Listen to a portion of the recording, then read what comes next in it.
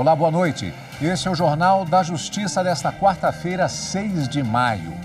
O presidente do Supremo, o ministro Dias Toffoli, manifesta repúdio da corte às agressões sofridas por jornalistas no último domingo, durante manifestação em Brasília. Na fala de abertura da sessão plenária de hoje, ele fez um discurso em defesa da liberdade de imprensa e do Supremo Tribunal Federal. Esse é um dos destaques da edição de hoje, e você vai ver também. STF libera estados e municípios de aval do governo federal para restringir transportes durante a pandemia. Plenário do Supremo inicia julgamento sobre compartilhamento de dados telefônicos com o IBGE. Ministro Celso de Mello dá prazo de 72 horas para governo apresentar vídeo de reunião de Bolsonaro com ministros.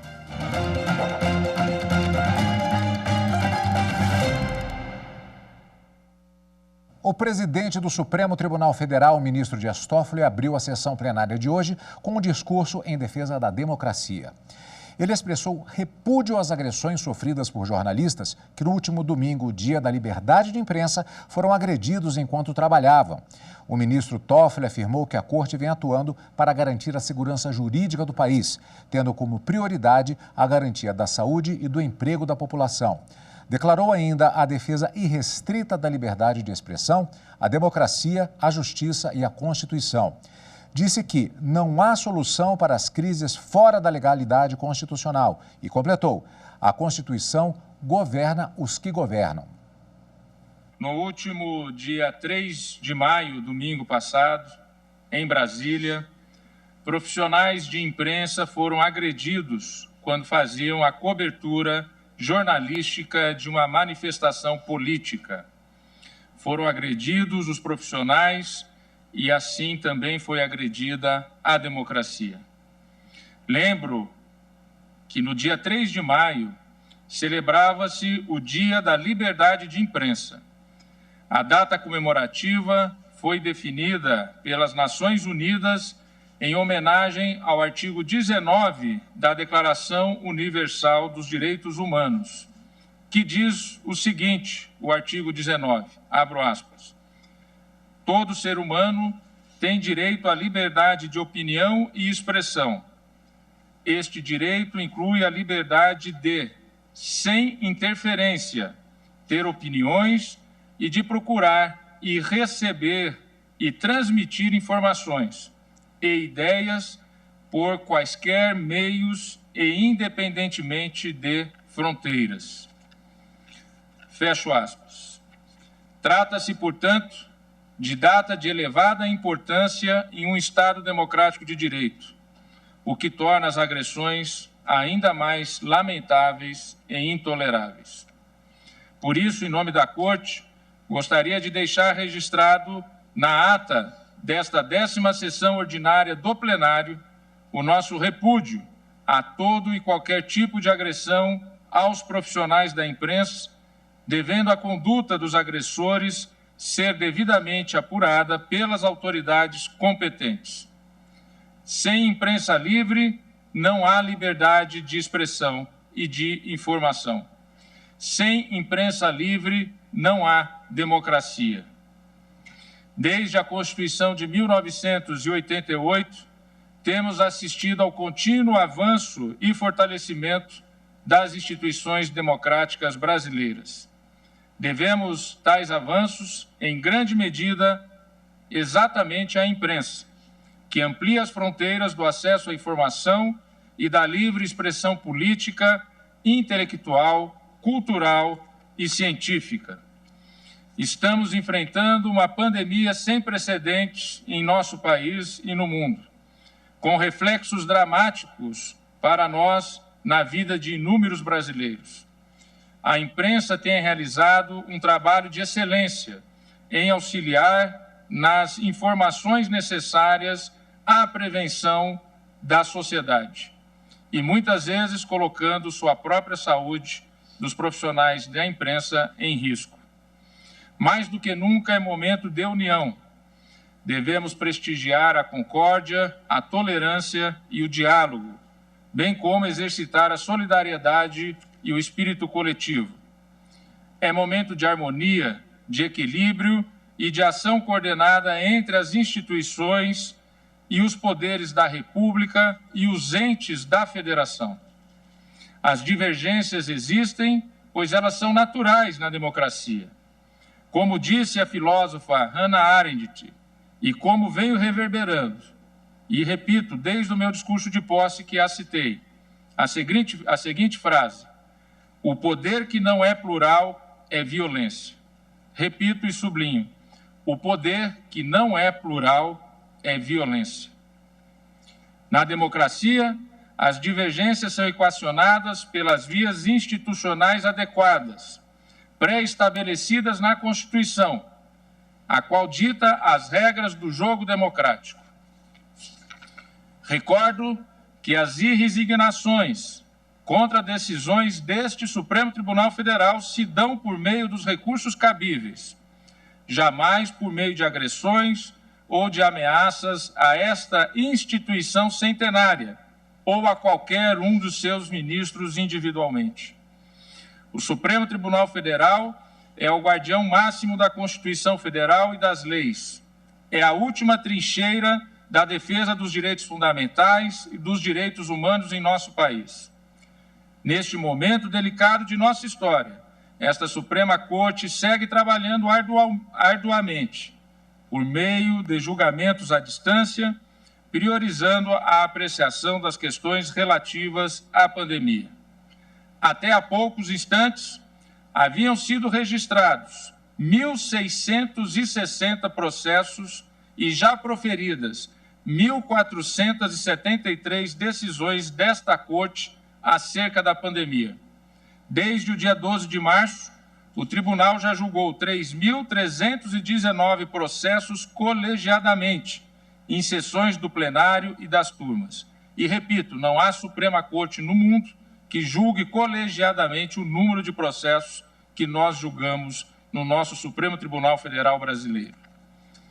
Em 7 sessões realizadas por videoconferência, o plenário apreciou 16 referendos em medidas cautelares, todas elas relacionadas à pandemia, assim como hoje continuaremos a analisar outras medidas também relacionadas à pandemia.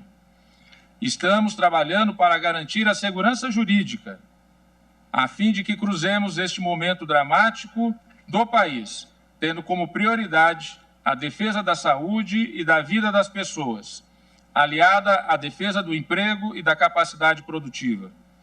Por isso, reitero o que afirmei recentemente neste plenário: não há solução para as crises fora da legalidade constitucional e da democracia, ambas salvaguardadas pelo Supremo Tribunal Federal. Todos os poderes da República e os entes da Federação e todas as instituições do Estado brasileiro devem atuar dentro dos limites da Constituição de 1988 e das leis do país, e com total respeito aos valores democráticos. A Constituição governa os que governam. O plenário do Supremo Tribunal Federal decidiu que estados e municípios podem adotar medidas para restringir o transporte intermunicipal e interestadual durante a pandemia do novo coronavírus, sem a necessidade de autorização do governo federal. Os detalhes da sessão plenária da Corte, hoje, na reportagem de Leandro de Souza.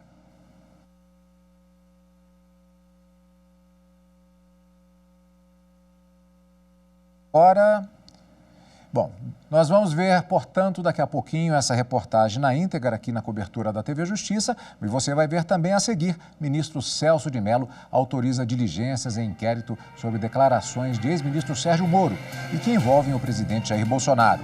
Voltamos já. Justiça, para mim, eu acho quando você é justo, independente da classe alta, baixa, média ou não, é quando você vai pelo certo.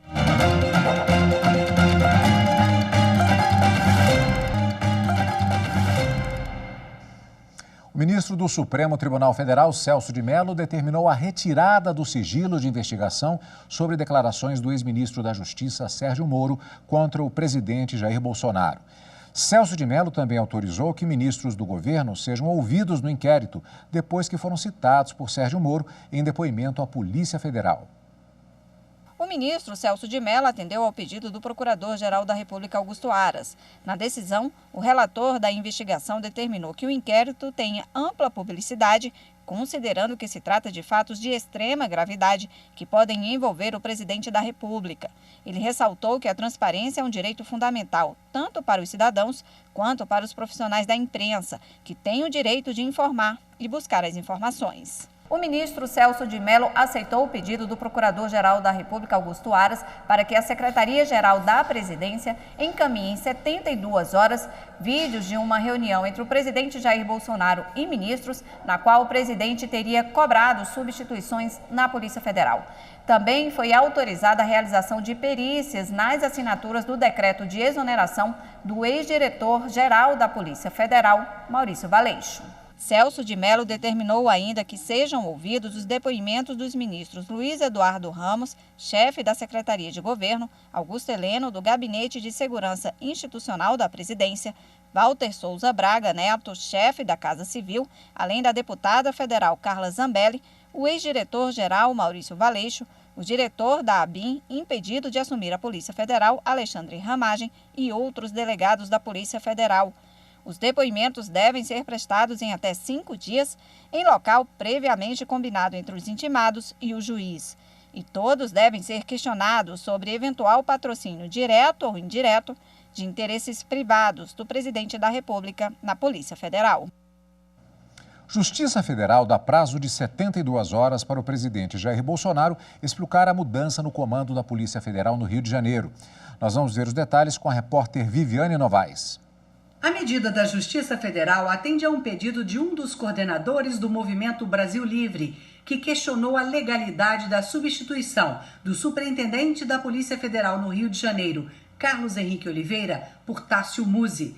Na decisão, o juiz federal Francisco Alexandre Ribeiro considera as leis 4.717, conhecida como a Lei da Ação Popular, e a Lei 7.347, de Ação Civil Pública, um microsistema de tutela coletiva e que as normas e princípios devem ser aplicados de modo integrado. O magistrado dá prazo de 72 horas para as explicações do presidente Jair Bolsonaro. A troca de comando também será investigada pela Procuradoria-Geral da República no desdobramento do inquérito aberto pelo Supremo Tribunal Federal para apurar a suposta interferência política do presidente Jair Bolsonaro na autonomia da Polícia Federal depois da demissão do ex-ministro da Justiça, Sérgio Moro. O Tribunal Regional Federal da 4ª Região negou o recurso apresentado pela defesa do ex-presidente Lula no caso do sítio de Atibaia. Os advogados do ex-presidente alegaram que o recente depoimento de Sérgio Moro, depois do rompimento com Jair Bolsonaro, era um fato novo para a suspeição do ex-juiz. Com a decisão dos desembargadores, fica mantida a condenação de Lula a 17 anos por corrupção passiva e lavagem de dinheiro. A empresa aérea vai ter de pagar adicional de periculosidade sobre horas variáveis de atividade de comissária. A decisão é da 6ª turma do Tribunal Superior do Trabalho. O caso chegou ao TST depois que o Tribunal Regional do Trabalho da 2ª Região, em São Paulo, negou o pagamento do adicional de periculosidade, por entender que as horas variáveis não são consideradas horas extras. No recurso de revista, a comissária de voo sustentou que a exposição ao perigo ocorre em todo o período em que ela está a serviço da empresa, e não apenas nas primeiras 54 horas de trabalho. A relatora do recurso no TST, ministra Cátia Arruda, destacou que a Constituição Federal e a Consolidação das Leis do Trabalho, a CLT, estabelecem que o adicional tem caráter retributivo e salarial.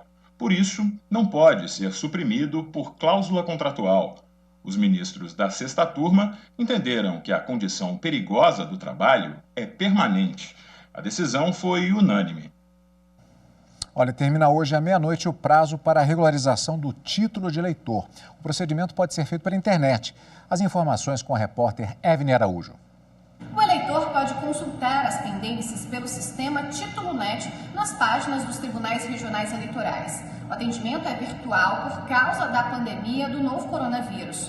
O pagamento de multas também pode ser feito pela internet. Até agora, a Justiça Eleitoral já recebeu 420 mil pedidos de regularização. Somente eleitores com título regular podem votar nas eleições municipais marcadas para outubro. Ao todo, vão ser eleitos prefeitos e vereadores de 5.568 cidades brasileiras.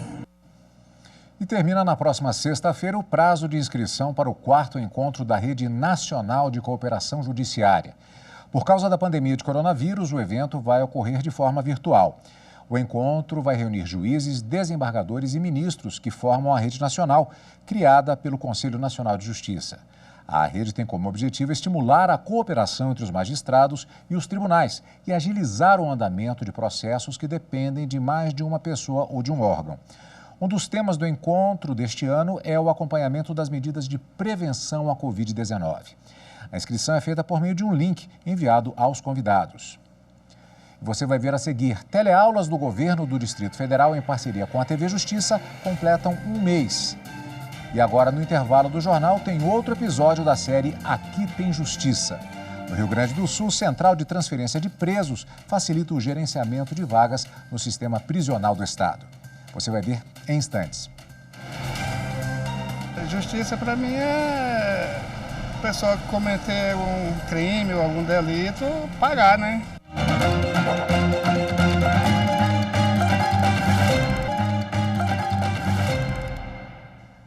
O plenário do Supremo Tribunal Federal decidiu que estados e municípios podem adotar medidas para restringir o transporte intermunicipal e interestadual durante a pandemia do novo coronavírus, sem a necessidade de autorização do governo federal.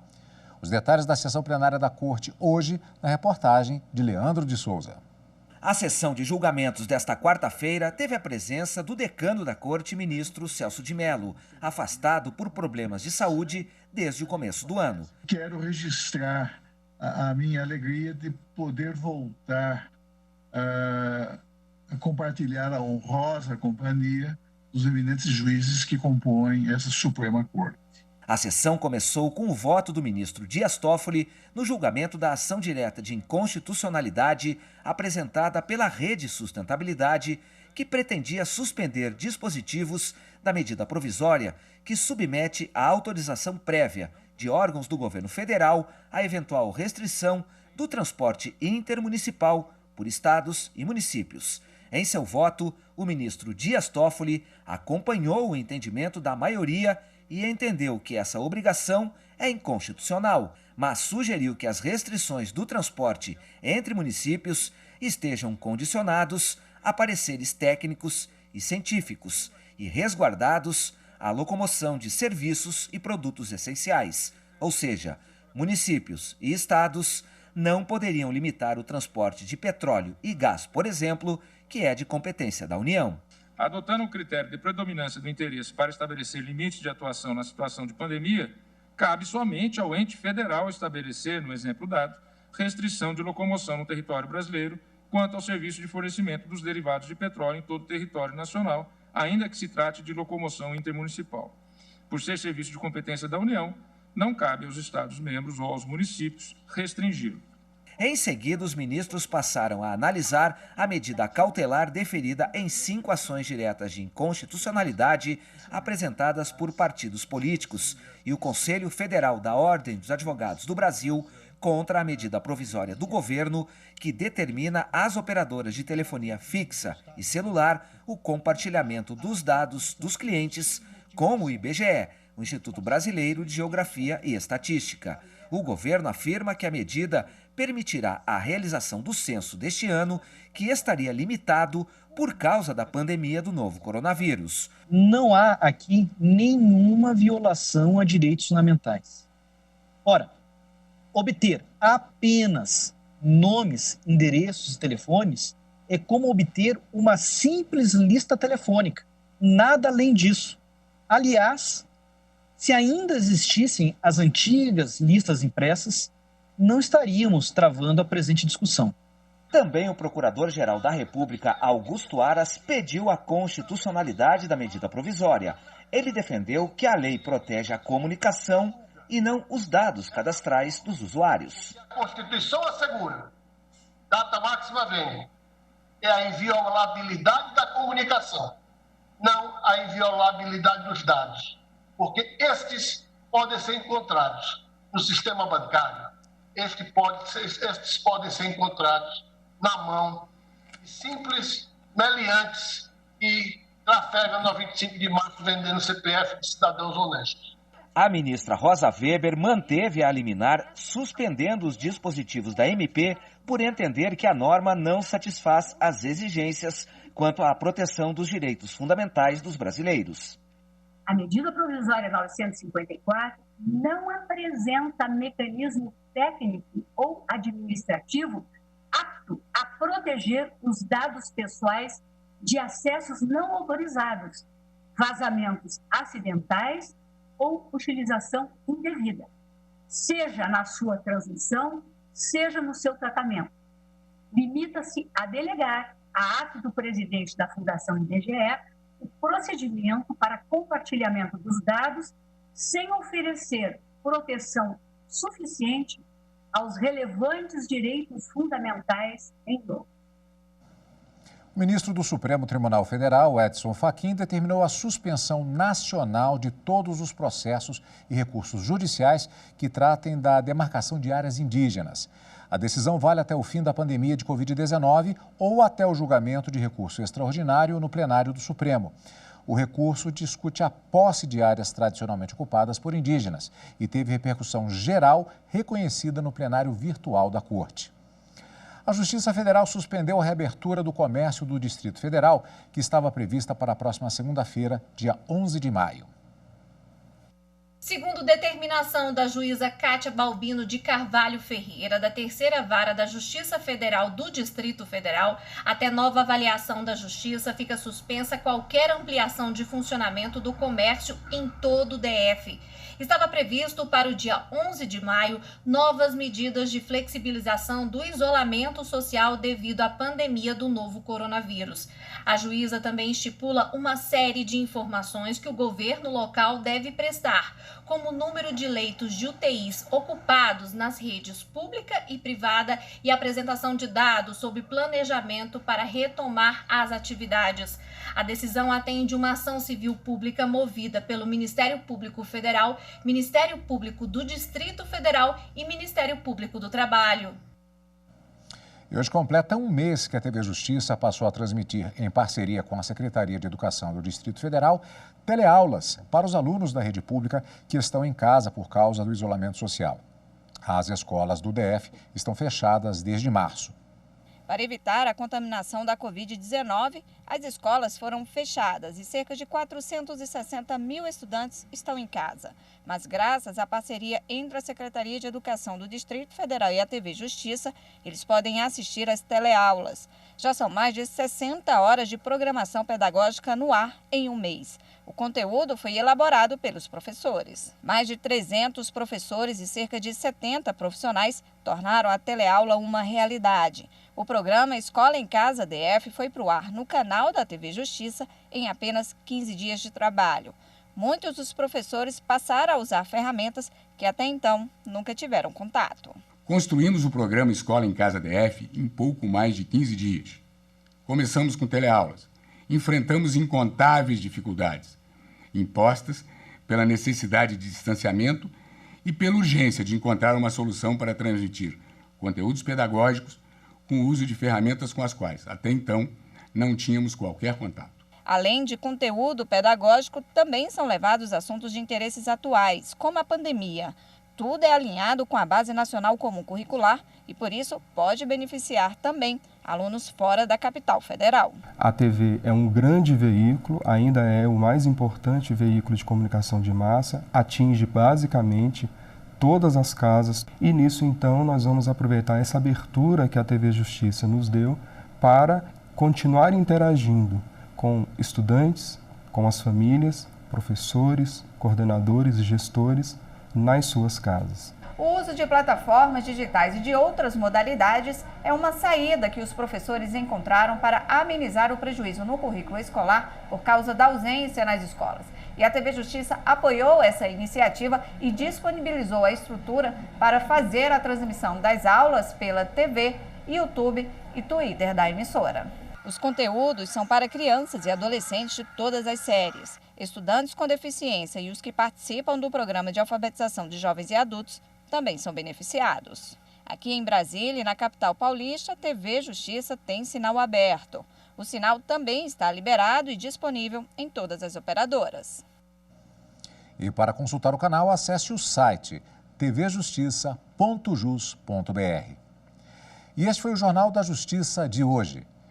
Não se esqueça, mande o seu recado ou sugestão de reportagem para o nosso WhatsApp 61992606116. Uma boa noite para você.